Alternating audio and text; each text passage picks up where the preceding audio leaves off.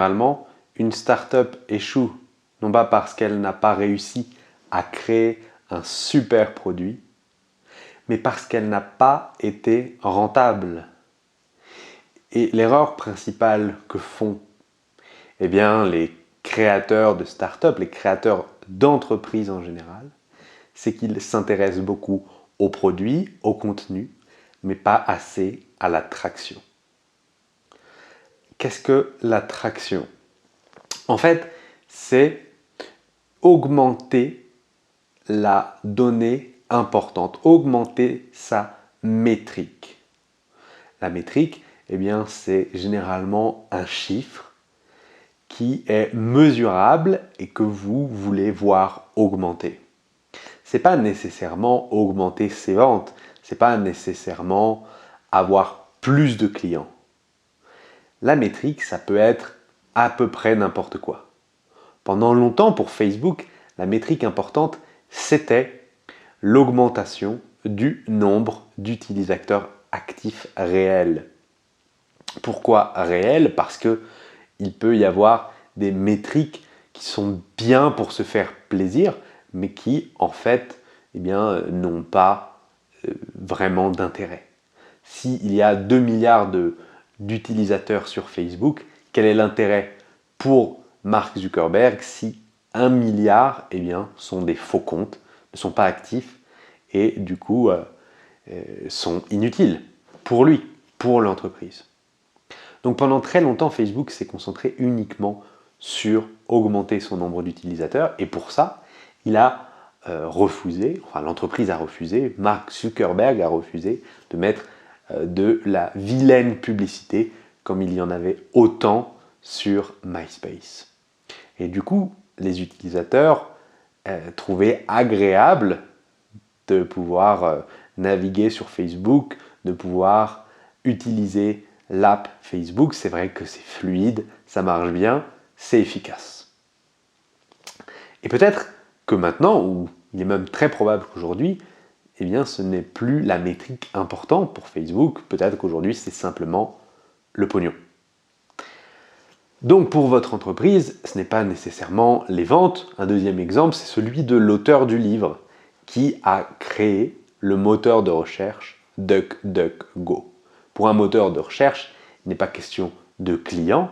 Sa métrique importante, c'était, et c'est probablement encore aujourd'hui, le nombre d'utilisateurs et le nombre de recherches faites sur DuckDuckGo.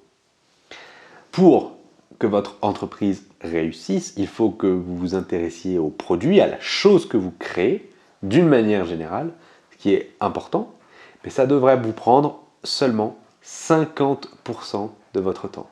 Le reste du temps, vous devriez vous intéresser à l'attraction, à l'augmentation de votre métrique. Et ce, dès le début, avant même que le produit soit créé, ce qui est toujours contre-intuitif, mais qui semble être vraiment le leitmotiv aujourd'hui dans la Silicon Valley, là où évidemment il y a énormément de startups, d'innovation, de création. Vous devez vraiment penser votre produit en parallèle de comment vous allez trouver les personnes, que ce soit les utilisateurs, les clients, etc. Comment vous allez trouver les personnes qui vont utiliser votre produit. Pour bien réussir, pour avoir une augmentation de votre métrique, vous devez au début utiliser la bonne vieille technique du doigt mouillé. Donc si vous n'avez pas vraiment d'idée claire, essayez de faire une réunion, de définir autant que faire se peut votre avatar. Essayez de penser les personnes que vous allez toucher et comment vous pouvez les toucher. Vous allez choisir 3 méthodes de traction pour essayer de faire augmenter votre métrique.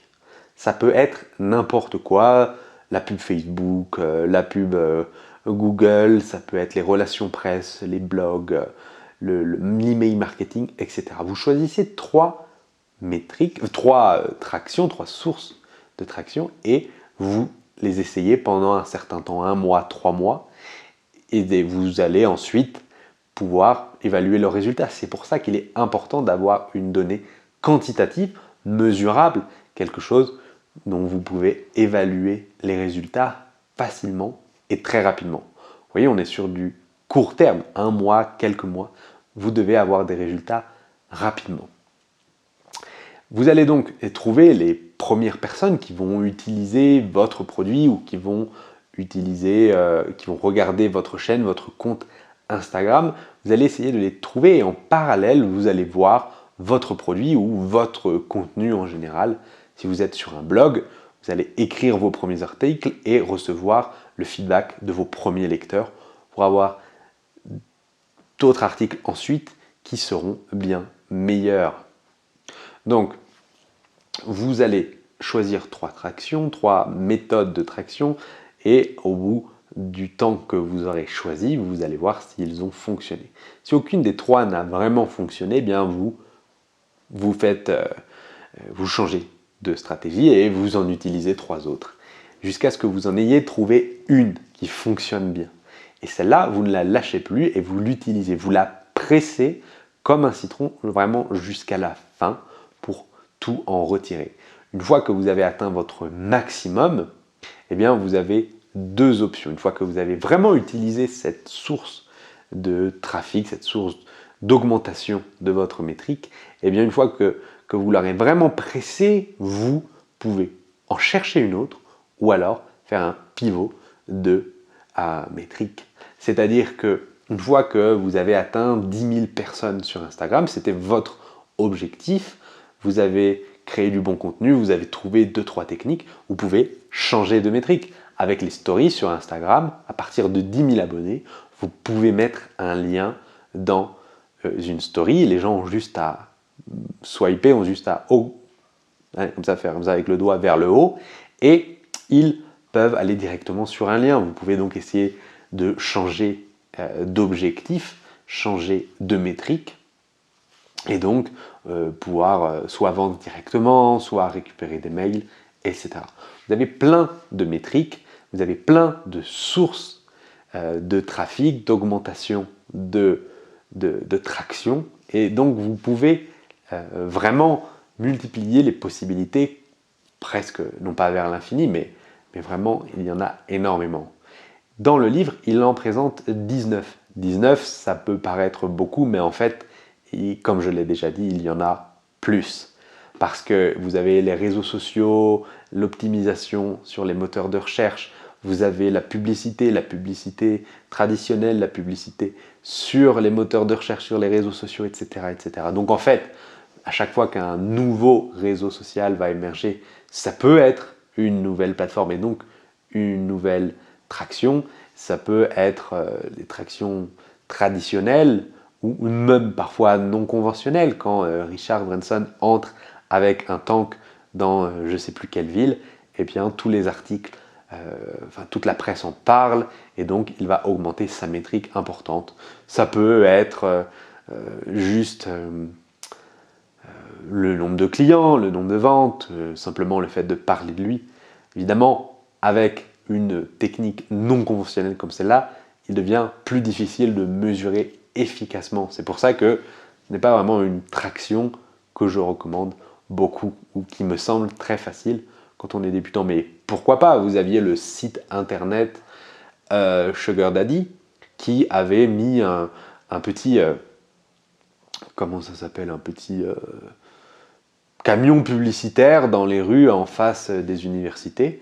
Et combien de personnes allaient voir ce truc 10, 20 000, combien de personnes allaient vraiment prêter attention et cliquer sur le site? Mais au final, ça a fait scandale. La mairie de Paris a dit qu'elle allait interdire tous les articles, toute la presse en a parlé et du coup, énormément de jeunes étudiantes sont allées sur leur site et ont connu une carrière flamboyante.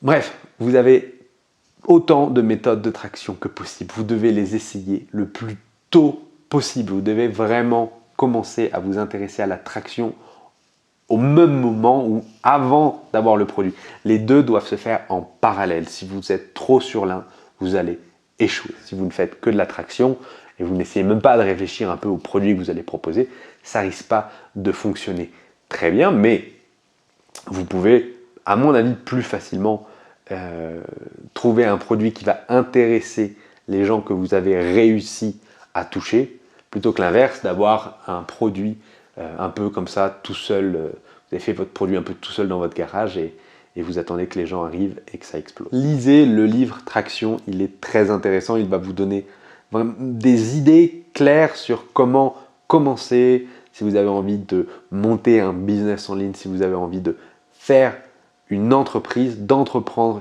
quelque chose, ça va vous donner des pistes de solutions pour trouver ses premières personnes, ses premiers utilisateurs, ses premiers clients.